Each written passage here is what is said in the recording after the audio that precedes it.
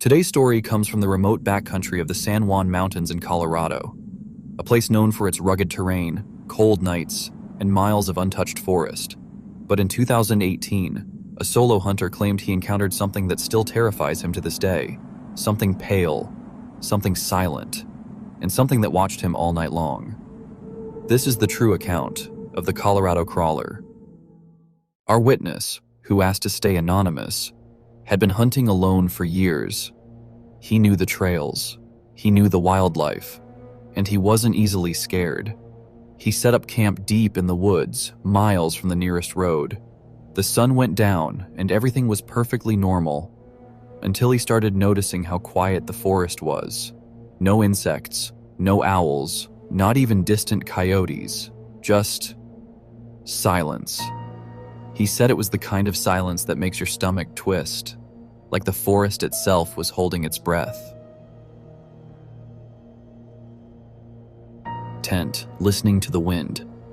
Except there was no wind. Just the faintest sound of light footsteps circling the tent.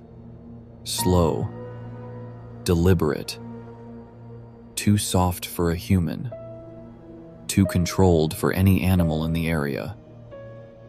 He grabbed his flashlight. The footsteps stopped instantly, like whatever was out there knew he was listening. The hunter unzipped the tent just enough to shine the flashlight outside. He expected to see a deer, or maybe a curious raccoon. Instead, he caught a glimpse of something pale crouched behind a tree. He said it had the general shape of a person, but stretched, like the limbs were just a little too long. It wasn't standing upright, it wasn't running, it was just crouched, watching him. The second the beam touched it, the figure moved, not running away but pulling itself slowly behind the tree, staying low to the ground. He froze, and for the first time in his life, he felt genuine, instinctual fear. He stayed awake for hours, gripping his hunting knife, the only weapon he dared to reach for. Every so often, he'd hear leaves crunch softly, sometimes right behind the tent, sometimes 20 feet away, sometimes circling. But the creature never attacked, never tried to get closer. It just paced, quietly, patiently, as if studying him. He compared the feeling to being watched by a wild animal, but with the intelligence of a person. By around 4 a.m., exhaustion took over. He drifted in and out of sleep, always waking to silence and the feeling of something nearby. At dawn, he stepped outside, half convinced he'd imagined everything, but the ground told another story. Around the tent were hand-shaped prints, not animal tracks, not boot prints, hands. But they weren't normal hands. The fingers were too long, the spacing was wrong, and the prints were far apart, as if whatever made them moved with a low, crawling gait. He followed the trail for a few yards before it suddenly stopped, ending at a tree line, as if the creature had climbed upward or melted into the forest. That was enough.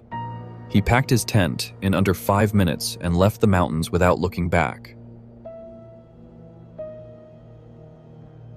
When he shared his story on a hunting forum, he wasn't expecting anyone to believe him. But then other hikers came forward, people who had camped in the same part of the San Juan Mountains, and their stories matched.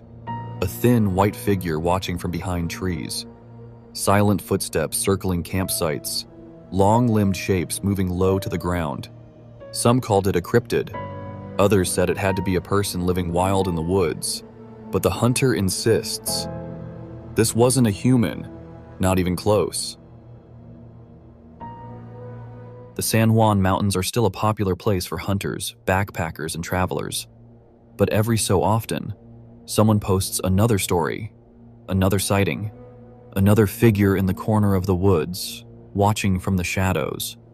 Whatever the Colorado Crawler is, it doesn't seem to want to hurt anyone, but it definitely doesn't want to be seen. Deep in southeastern Oklahoma, where the Kiamichi Mountains fold into dense forest, sits a small town called Honobia. In the late 1970s and early 1980s, residents here didn't talk about monsters. They talked about being watched. For years, hunters, families, and even children reported the same thing. Large, upright figures standing just beyond the tree line. Silent, still, and close. Locals would later call it the Siege of Honobia. The first reports didn't come from tourists or thrill seekers. They came from hunters, people who knew the woods. Men hunting deer near Honobia began noticing shapes at the edge of their vision. At first, they assumed it was another hunter, until the shape stood up. Witnesses described figures well over 6 feet tall, broad-shouldered, covered in dark hair, and standing upright behind trees, watching without moving. When approached, the figures would step backward into the forest and disappear. As reports increased, a pattern emerged. These figures were almost always seen just inside the tree line, never fully stepping into the open, never making sound. One hunter reported seeing 2 figures standing several yards apart, both facing him. Neither moved, even when he raised his rifle. He left the area immediately. One of the most cited accounts came from a local family driving along a dirt road near Honobia. They noticed a shape pacing them, not running, but walking upright through thick brush. When the vehicle slowed, the figure stopped. The father described it as massive, with long arms and a head that sat low on the shoulders. The family never returned to that road. One of the most unsettling events involved a hunting cabin outside town. Multiple witnesses reported figures circling the cabin late at night. Not attacking, not approaching, just walking slowly, stopping near windows, then moving on. No voices, no sounds, just presence.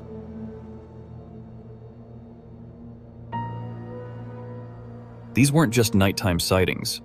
Several encounters happened in full daylight. A local resident reported seeing a tall figure step from behind a tree, cross a logging trail on 2 legs, and vanish into brush on the other side.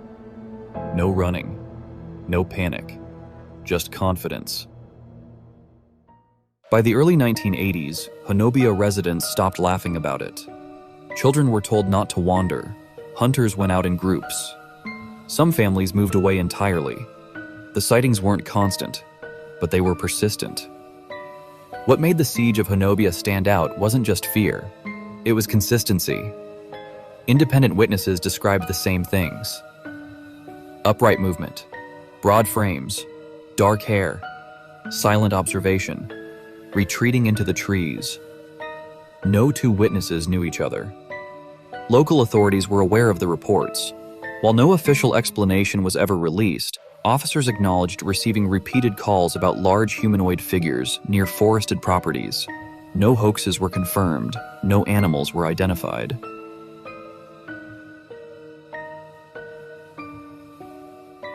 Over the years, several photographs have been claimed to come from the Honobia area. None have been officially verified. Most are distant, blurred, or taken through trees. They remain disputed, but they exist in local archives and cryptid research collections. By the late 1980s, reports slowed, not because the forest changed, but because people stopped talking. Today, Honobia is still surrounded by the same woods, and locals will tell you the forest never felt empty again. The Siege of Honobia remains one of the most concentrated humanoid sighting waves in the United States. No bodies, no proof, no answers, just people watching the trees. There are roads people stop using, not because they're closed, but because too many people see the same thing. In rural Pennsylvania, drivers began reporting encounters along a quiet stretch known locally as Kelly Road. What they saw wasn't a sound. It wasn't a shadow. It was standing there. The earliest reports came from drivers returning home late at night. Headlights would sweep across the road and then stop. Witnesses described a thin, pale, human-like figure standing near or on the roadside. It didn't wave. It didn't move toward the car. It just stood there. Drivers quickly noticed something was off. The figure was too tall, too thin. Arms hung unusually low. The head appeared small and slightly forward. Witnesses often said the same thing. It looked human, but not built like one. Several witnesses reported eye contact. Not glowing eyes, not reflections. Just the feeling that the figure was looking back. One driver slowed, unsure if the person needed help. The figure leaned slightly forward. The driver sped away. As word spread, more people came forward. Different nights, different vehicles. Same description.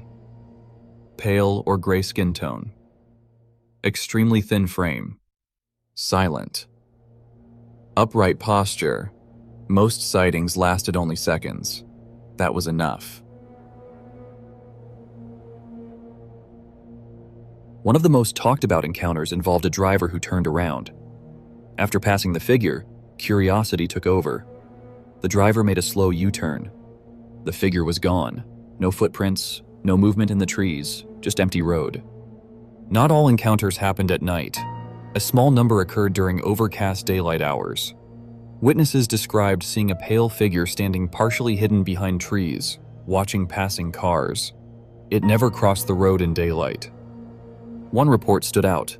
A driver claimed the figure dropped briefly onto all fours, moved several feet, then stood upright again. No animal known to the area moves like that. The report was filed but never explained. Local police acknowledged receiving calls. They found no injured persons, no missing hikers, no escaped patients or suspects. The reports continued. Always the same road. Officials suggested misidentified people or animals, but witnesses pushed back. They knew deer. They knew neighbors. This was neither. Eventually, locals stopped driving Kelly Road at night.